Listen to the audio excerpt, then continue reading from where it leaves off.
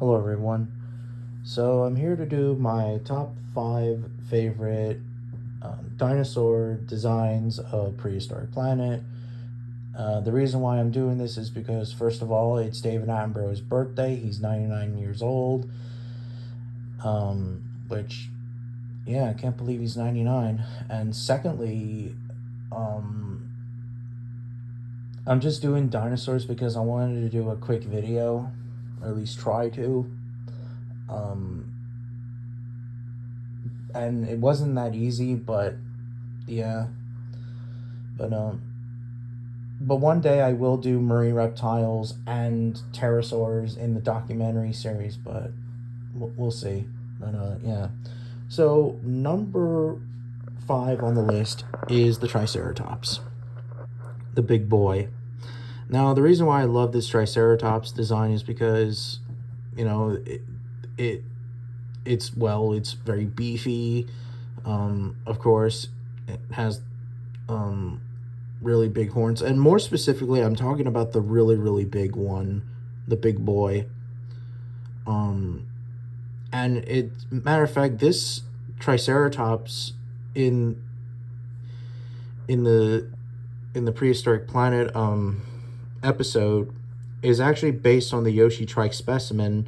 The Yoshi trike actually has the longest horns of any trike specimen ever found. It also was a subadult. However, this is let's just say it's an alternative version of the Yoshi trike. Because this is obviously, like I said, this is an adult version of him, but yeah. And I really love, I don't know, I really love this design.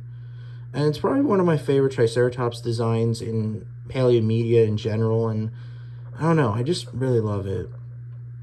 Especially with the big boy. And that's why I really like it so much. Now, moving on to number 4, and that is the Alamosaurus. And the Alamosaurus design is really good. I really like it. It's super dope. I really like how it has osteoderms, because we know that some species of titanosaurs, at least I believe so, have osteoderms on their bodies, like Saltosaurus. And yeah, it's possible that Alamosaurus may have had them.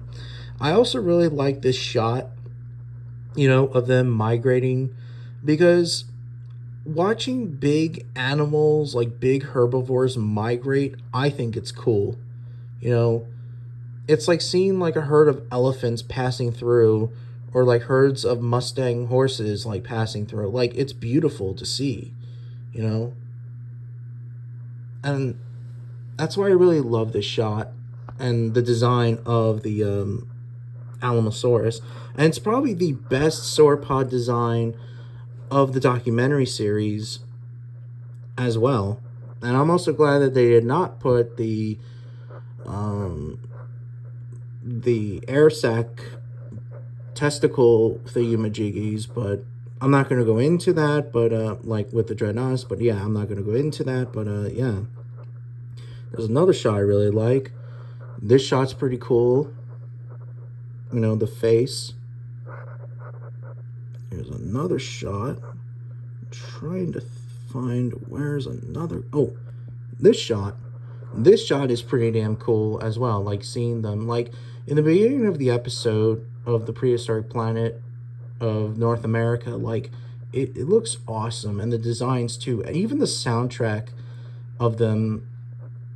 And even like when the old one succumbed of old age, you kind of feel bad for it, but life goes on, because obviously nothing lasts forever, even big animals, but at least they live a long ass time, at least. But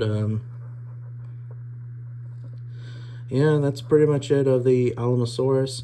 Moving on to number 3, and that is Velociraptor.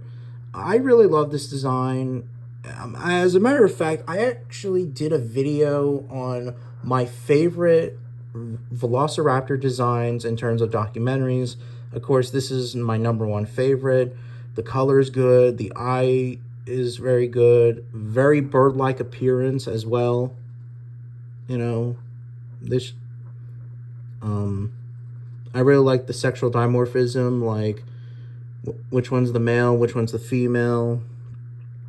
Um, this shot's pretty damn cool, I have to say. Crouching down, since Velociraptor has hollow bones. This shot is actually my number one favorite in terms of the prehistoric planet. The babies are pretty damn cute and cuddly, I have to say, and yeah, and really really cool. Like I really love this design, and it's like it looks really really dope, and yeah.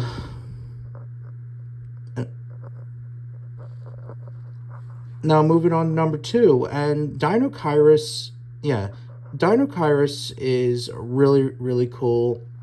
I'm actually glad that they had Dinochirus. I really like how the colors are based on like a black swan like appearance because it lived in a swamp.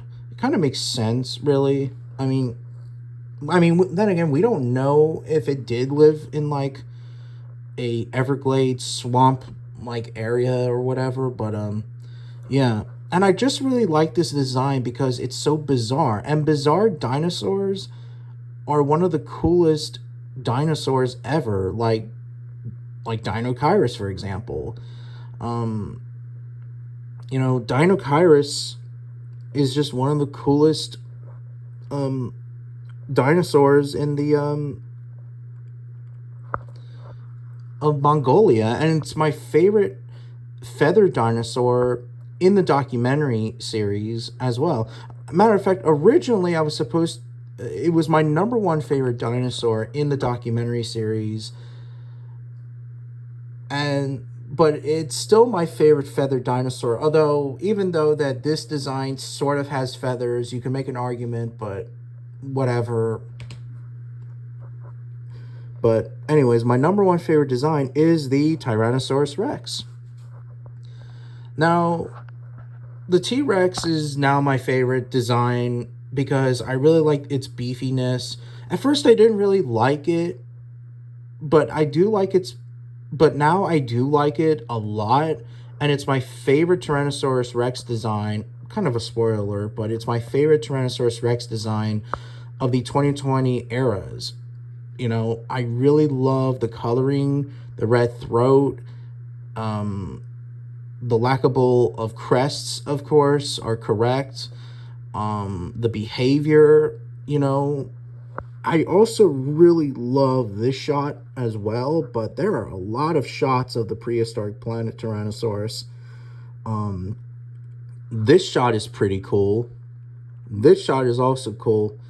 At first this shot too. At first that I didn't really like it because like I thought that this design was like completely all covered in feathers for some weird reason, but no, it's not.